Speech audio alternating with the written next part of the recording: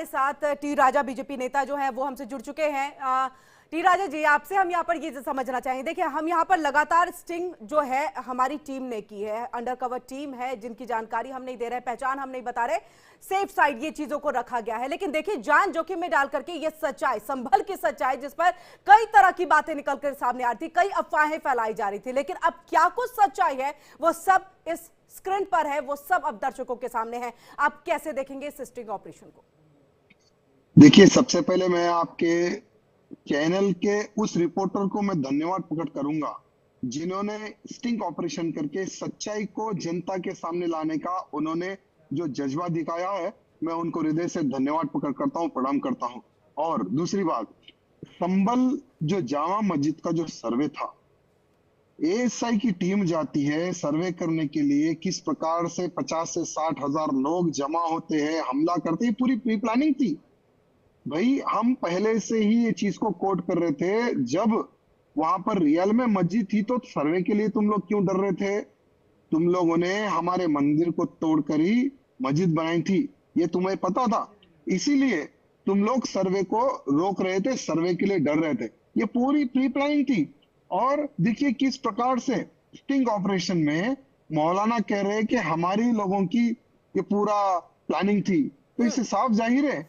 मैं तो कहता हूं मुख्यमंत्री योगी जी से कि इसके ऊपर तुरंत कार्रवाई हो और तुरंत फिर से सर्वे की जांच हो, सर्वे किए जाए और पूर्ण रूप से जो हरिहर जो मंदिर है, जो आज हिंदू समाज के मंदिर की प्रतीक्षा कर रहा है कि सर्वे होना चाहिए और पूर्ण रूप से मंदिर जनता के सामने आना चाहिए, तो तुरंत योगी जी से निवेदन है कि मंदिर के तुरंत पट खुलाए और सबको दर्शन दे।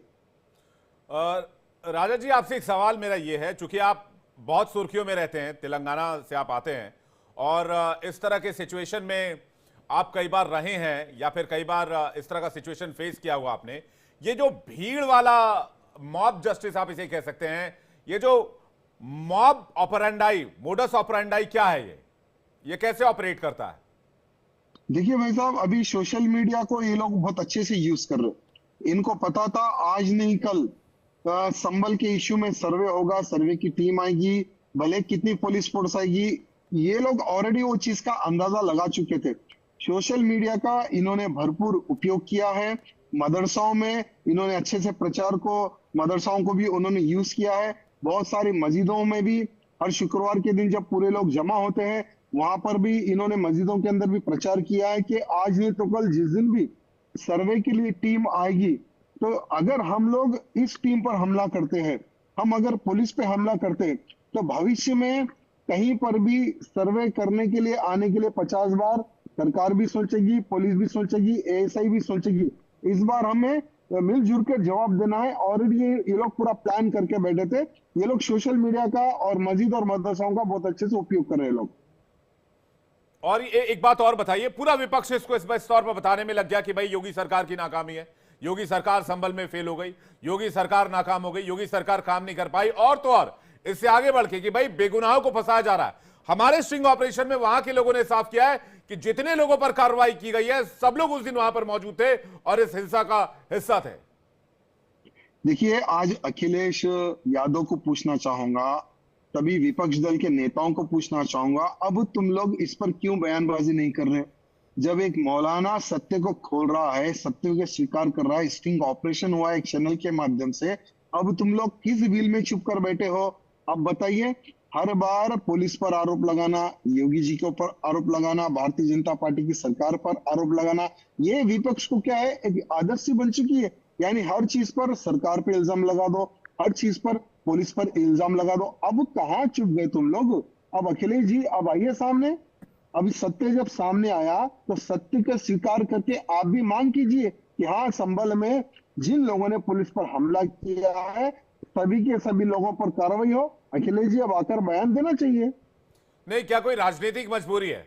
ऐसे बयान के पीछे की वजह क्या होती है? देखिए, ये लोग कैसे हैं, ये लोगों की अभी भी जो मानसिकता है ना, अभी भी खराबी। ये लोग अभी भी सोचते कि भाई अगर हम हमलावरों के अगर सपोर्ट में अगर खड़े हो जाएंगे तो हमें जो हमलावर का जो तख्त है, जो वोट बैंक है, वो हमारी पार्टी को मिलेगा। ये सिर्फ वोट बैंक के माध्यम से ये लोग, इनकी दृष्टि वहीं पर सोचते हैं ये लोग। जी, आप हमारे साथ बने रहिएगा, मैं आपको एक बयान सुनवाता हूं। स्टिंग ऑपरेशन में इस बात का खुलासा हुआ कि पुलिस की कोई गलती नहीं थी, जिसमें मैंने सवाल पूछा आपसे, सारी गलती भीड़ की थी। अफवाह फैलाया गया कि मस्जिद की खुदाई हो रही है और इसके बाद फिर वहां पर भीड़ पहुंची और बवाल शुरू हो गया। सुनिए। गलती जो है, जो मस्जिद के सामने भीड़ हुई उसकी पुलिस गलती, और भीड़ इकट्ठी होने किसने दी?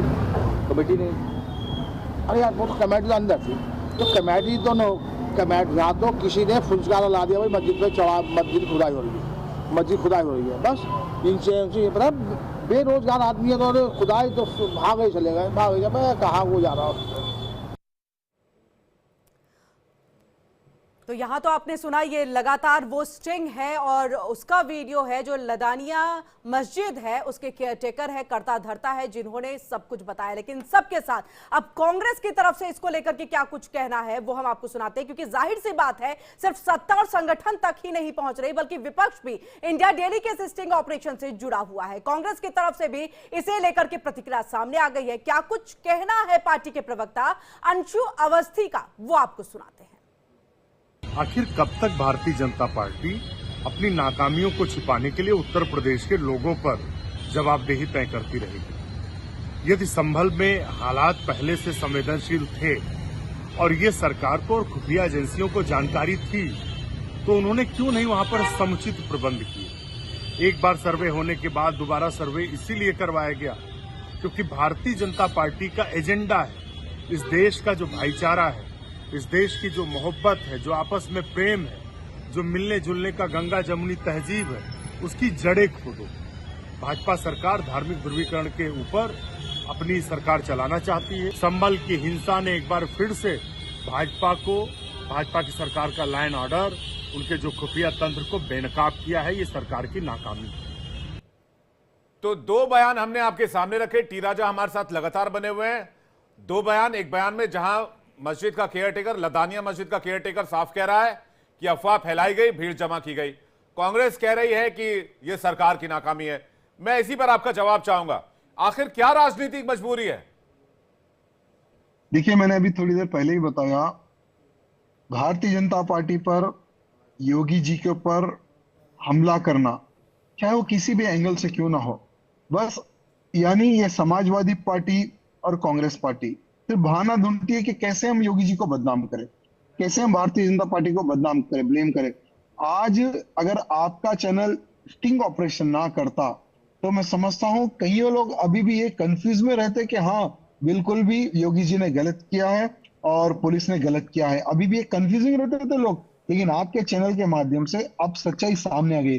कम से कम अब तो कांग्रेस सच बोले, अब तो अखिलेश सच बोले कि हाँ ये झूठ फैलाया गया था, वहां के मौलवियों द्वारा कि खुदाई हो रही है, अंदर वजू खाने को तोड़ा जा रहा है, ये सब चीज पब्लिक को भड़काने के लिए की गई है। अब तो ये लोग सच बोलना चाहिए मीडिया के सामने आकर, लेकिन ये लोग अभी भी नहीं बोलेंगे क्योंकि इनको डर है कहीं हमारे समर्थन से एक बहुत बड़ा वोट बैंक ना सर जाए।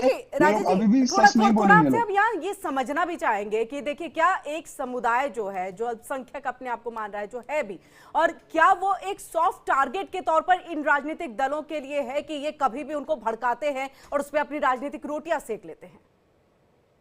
देखिए, आज जो माइनॉरिटी है, लगभग माइनॉरिटी, अभी अगर हम देखेंगे संभल में, देखिए अभी तक कितने मंदिर सामने आ गए हैं। यानी करण की चोरी पकड़ने गए करण के अधिकारी है, लगभग 2 से 3 मंदिरों को उन्होंने खोल दिया है। 300 यानी 250 साल पुराने मंदिर भी अभी बाहर निकल रहे हैं। वाराणसी में मंदिर बाहर निकला है। तो ये जो लोग है ना, ये जो माइनॉरिटी के जो लोग हैं, ये ऑलरेडी डिसाइडेड है कि हमें भारतीय जनता पार्टी से युद्ध करना है। जो हमने, हमारे पूर्वजों ने जो मंदिरें तोड़कर जो मस्जिदें बनाई है, उसको हमें बचाना है, चाहे वो किसी भी एंगल से क्यों ना हो। हाँ, हमें पता है कि हमारे समर्थन में कौन ठहरेगी। उनको पता है, माइनॉरिटी को पता है कि हमारे समर्थन में कांग्रेस खड़े रहेगी, हमारे समर्थन में समाजवादी पार्टी खड़े रहेगी, उनको पता है। लेकिन आज आपके चैनल के माध्यम से पूरे भारत की जनता को यह पता चल गया कि योगी जी की सरकार और पुलिस ने बिल्कुल अच्छा कार्य किया है। जी, बहुत बहुत शुक्रिया हमारे साथ जुड़ने के लिए। तेलंगाना से बीजेपी विधायक टी राजा हमारे साथ थे और इंडिया डेली के स्टिंग ऑपरेशन संभल पर लगातार बात कर रहे थे। बड़ी खबर आपको बता दें, तेलंगाना के बीजेपी विधायक टी राजा ने इंडिया डेली को धन्यवाद कहा है और कहा है कि इंडिया डेली ने एक साहसिक काम किया है। स्टिंग ऑपरेशन के लिए धन्यवाद कहा है। साथ ही साथ यह भी कहा है कि विपक्ष का एजेंडा धराशायी हुआ, अफवाह फैलाने की साजिश धराशायी हुई। जो कोशिश संभल हिंसा को लेकर की जा रही थी अफवाह फैलाने की, उसको इंडिया डेली के ऑपरेशन संभल ने, स्टिंग ऑपरेशन ने धराशायी कर दिया है, उसको एक तरह से खत्म कर दिया है। टी राजा ने इंडिया डेली का धन्यवाद कहा है और साथ ही साथ यह भी कहा है कि यह एक साहसिक पत्रकारिता का उदाहरण है।